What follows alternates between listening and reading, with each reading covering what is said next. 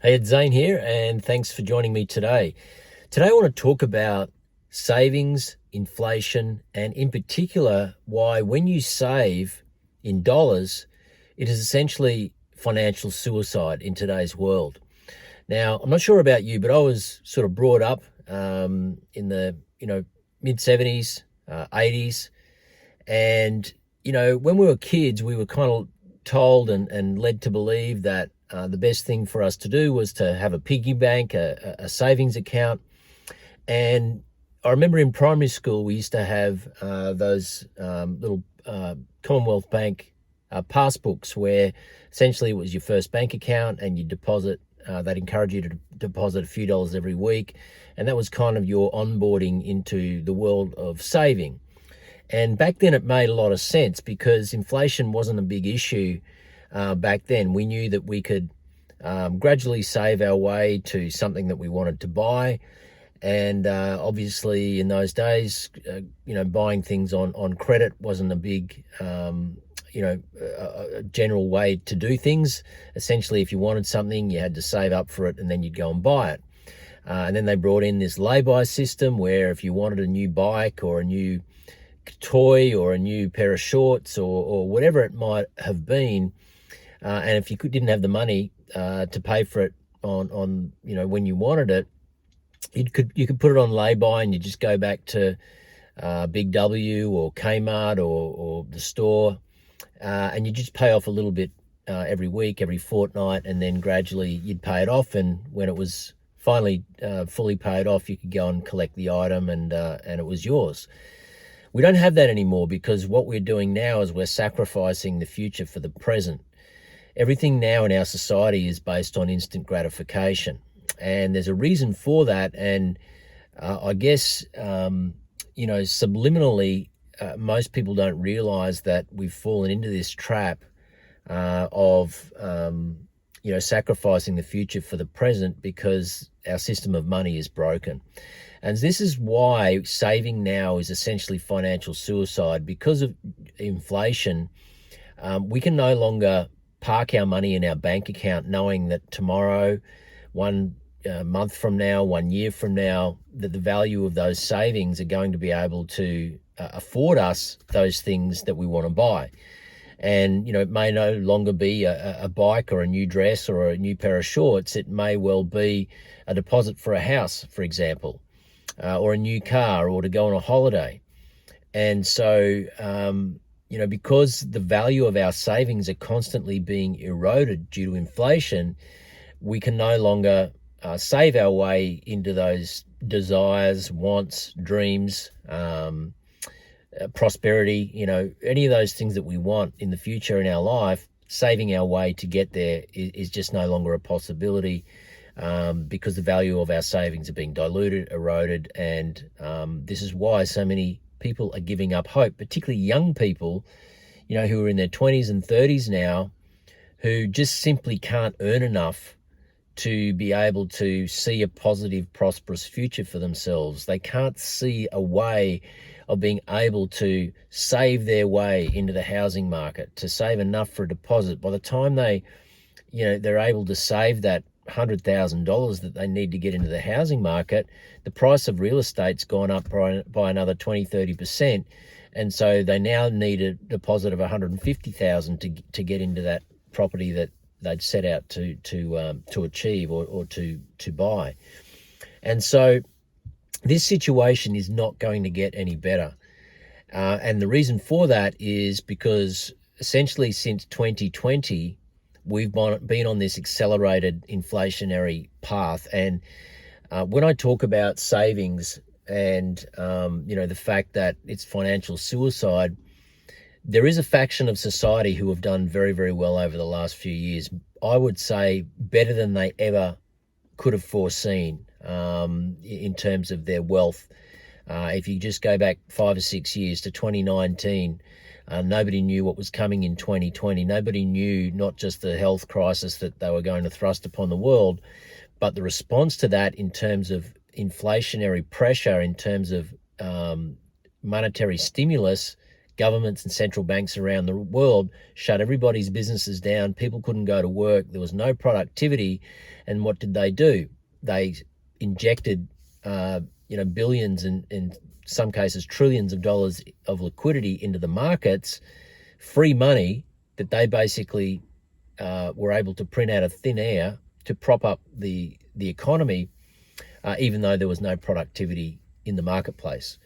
And so what happened was we ended up with a property boom as a result. All of that liquidity found its way into real estate and to some degree into the stock market and also into the cryptocurrency market. And so we have to realize that anybody who had their savings parked in a bank account in a currency, essentially they've now been left behind at an accelerated rate. And so we've had this situation where those who had their money parked in real estate or in assets, particularly scarce, desirable assets, their wealth has started to compound significantly. And, their lives have improved dramatically, but we're only talking about a very small faction of society, maybe 5%. But for everybody else, they've been left behind. And it's an unfortunate situation because it's through no fault of their own. And so this is why I believe that right now there is a solution. Most people aren't awake to it yet, but I believe that very soon most people will be awake to it. And the solution is a finite fixed supply form of money, digital scarcity, called Bitcoin. And this is something I've been involved in since 2018. But then in 2020, once everything happened, and the shit really hit the fan, I really doubled down on my learning and study, where the strategic moves I was making in my family's financial life. I started moving more into this space because I could see what was happening, and now it's becoming glaringly obvious. And my wish for people is that they start to learn about Bitcoin as a solution to make their life better, as a solution to protect their long-term savings, as a solution to beat inflation, to leverage their way into the housing market, to fast-track their way to a comfortable retirement, to supercharge their investment portfolio. There are all of these benefits associated with a fixed supply, finite, scarce form of money. That is what Bitcoin is. It is a digital commodity that enables you to be your own bank, that you own, that you can control. There's no counterparty risk, no third party involved, no middleman. And it's basically transforming the way that people store their financial energy, their time, and their economic value. And those who are awake to it, who are learning about it and starting to park their savings in it, are realizing that this phenomenon that we've had, where people are foregoing the future for the present because the future looks bleak when you're saving in dollars, they're now realizing that when we flip that, when we change that paradigm and we start saving in a fixed, scarce supply form of currency or an asset known as Bitcoin, then what we're able to do is start sacrificing the present for the future. So we go back to how things were when I was a kid, and that was that the future always looked bright if you saved your money, because we didn't have this currency debasement situation back then that we have now. Now, I talk about 2020 as being sort of the most recent catalyst for all of this, but the truth is it goes back to 1971. There's a lot of history behind this, because since that time, that was a defining moment when President Nixon in the US took America off the gold standard, and essentially, as a result of that, the free world followed suit, and we've had this fiat standard of currency ever since, where essentially the currency is backed by nothing. And so governments, central banks, they are now able to dilute your purchasing power, to debase your currency, to devalue your time and your economic energy by printing more currency into the marketplace. And so it means now that when you and I go to work and we exchange our economic energy, for this currency, we have no checks and balances. We have no say as to how much dilution is going to take place in that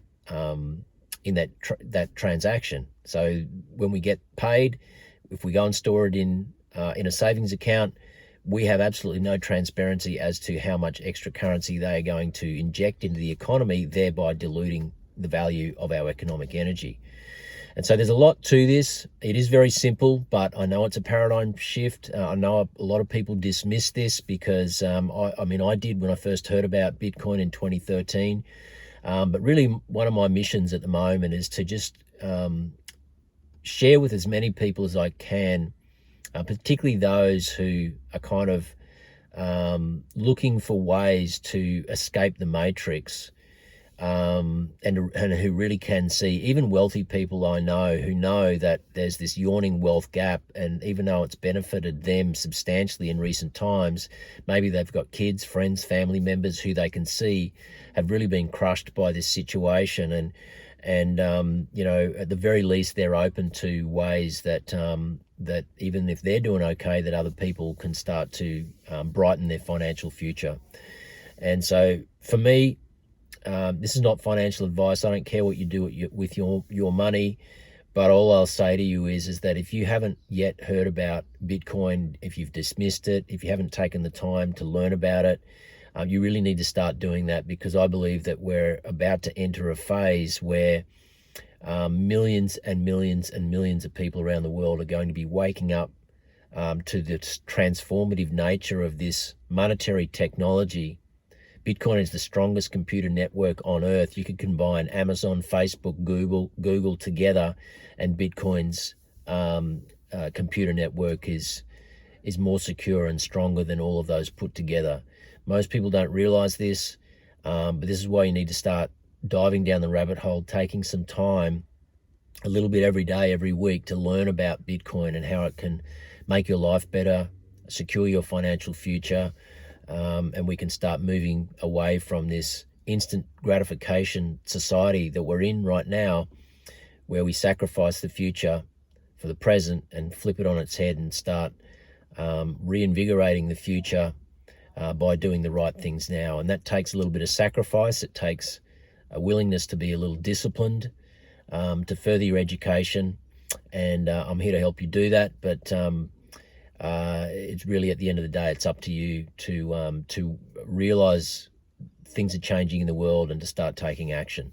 Anyway, I'm starting to rant a bit now, so I want to leave it there, but I hope you got some value from today's video. Reach out to me if you've got any specific questions or want me to clarify on anything. And I want to keep doing these videos because I'm getting a lot of private messages from people who kind of want me to share more, who are just beginning their journey in this space. Hope you have a great day. I want to thank you for listening. Please like, subscribe, leave me a comment if something resonates with you, and I'll see you in the next one. This is Zane signing out. Bye for now.